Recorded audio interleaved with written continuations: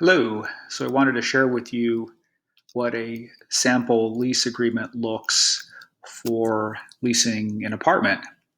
This actually is a real lease that's in effect right now. My son, who's a student at Washington University in St. Louis, signed this lease with two other roommates. And unfortunately, the start date was June 1, and um, my son thought that he was going to be there for summer school, and obviously everything is being done remote. So, um, anyways, um, we're dealing with that right now. Hopefully, he'll be able to go back in August.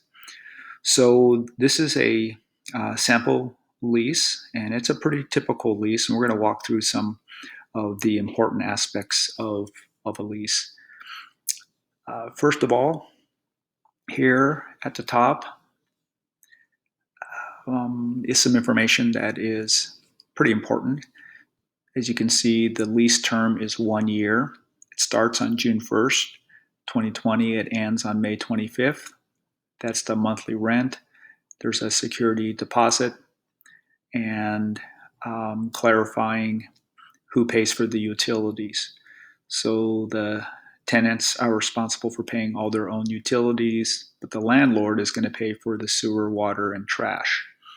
Then we get into the meat and potatoes of the apartment lease, and I'm going to just highlight some of the important aspects of the lease. So the first part is legalese, and it just verifies the address and when you are able to take possession and what the dollar amount is. Always be aware of any additional fees that could be charged if certain things don't happen. So here's some information about late fees and how much can be charged and when it's due. Possession, when you can take possession of the property. Damage issues with the property. Sublease, in this particular case, the lessee, and the lessee would be the tenants. So it would be my son and his two roommates. So there's three of them, three lessees. And then the lessor is the landlord, the person who is leasing the property. So in this particular case, the lessee is not able to sublease this property without the written consent of the lessor, which is pretty typical. Um, some information about um, being able to come back into the property and remove furniture and um, purposes that are prohibited. Um, Usually that has to do with um, you know conducting business or doing illegal activities. Um, Condition of the premises, that the lessee is accepting the condition of the apartment as is. Um, Abandonment of personal property. What happens if you leave your stuff in there? Um, Rules, and we're going to be getting into that because usually there are rules and regulations that are provided as an attachment.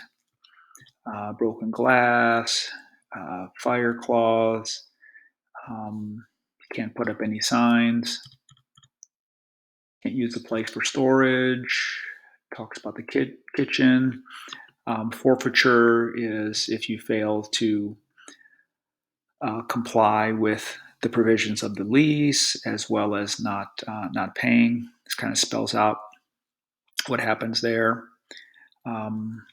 If the place is condemned, what happens, end of the lease.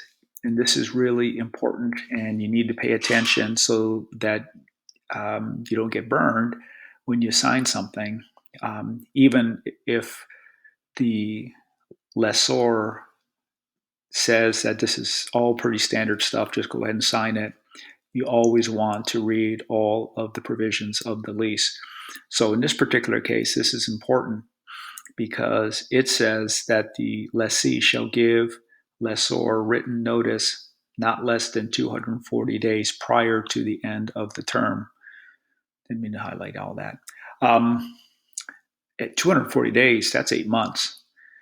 So if you, as the lessor, do not provide written notice 8 months in advance that you're going to be leaving and not renewing, then you're on the hook for another year. This lease automatically renews for 1 year at a 10% increase.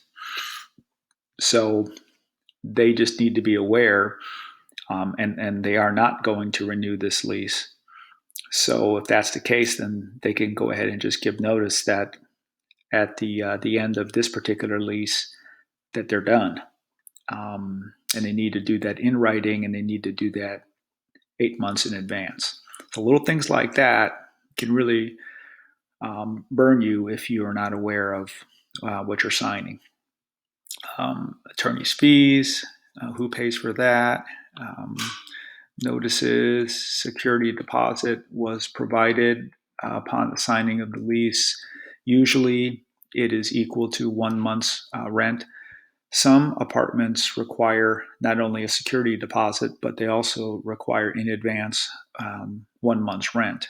In this particular case, they didn't require that. Just this is security deposit that they're holding, and they explain when they are going to pay that back.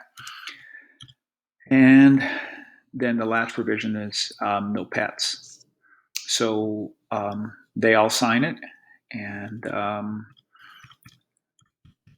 the thing that you should try to clarify, and I know that they clarified it in this agreement, that each of the tenants, each of the lessees are on the hook to pay their prorated portion of the lease each month. So that's important if you have roommates, because you don't want to be on the hook if one of your roommates doesn't pay. So in this particular case, and they got clarification on that in writing, that each of them are responsible for 1/3 of the rent. And if any one of those roommates doesn't pay, then they're the ones that are in violation of the lease agreement. So that's an important thing that you need to consider. So as I mentioned before, usually leases have an attachment that spell out the specific rules and regulations, and in this particular case, that's what this is. And this talks about important provisions, like the lessee agrees to arrange for renter's insurance, which you should have anyways, so that should be a no-brainer. But the rest of these are rules governing the leasing of this particular apartment. So you just need to be aware of all of these, and all pretty basic rules, but things you need to be aware of. For example, no parking in the driveway areas. Garage space shall be used for parking passengers only and for no other purpose. And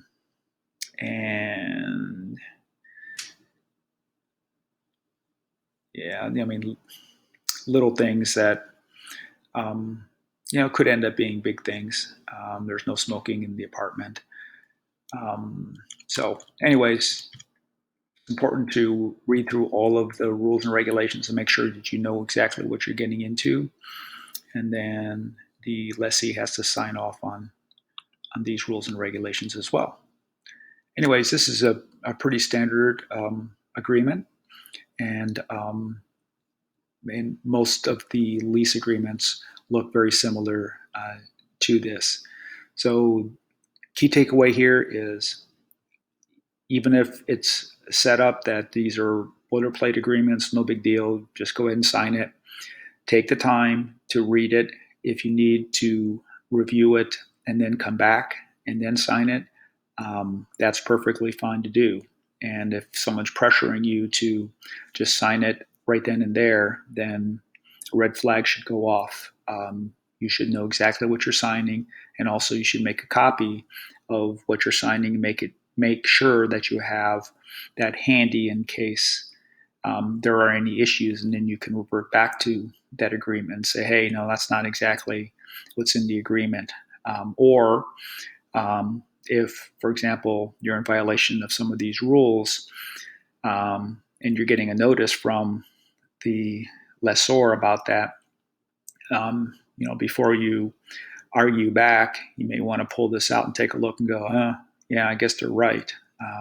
I did sign off on this, and this is what we're supposed to be doing. Anyways, good information to have, and just be aware of what you're signing. And once you are, save a copy, and you should be good to go.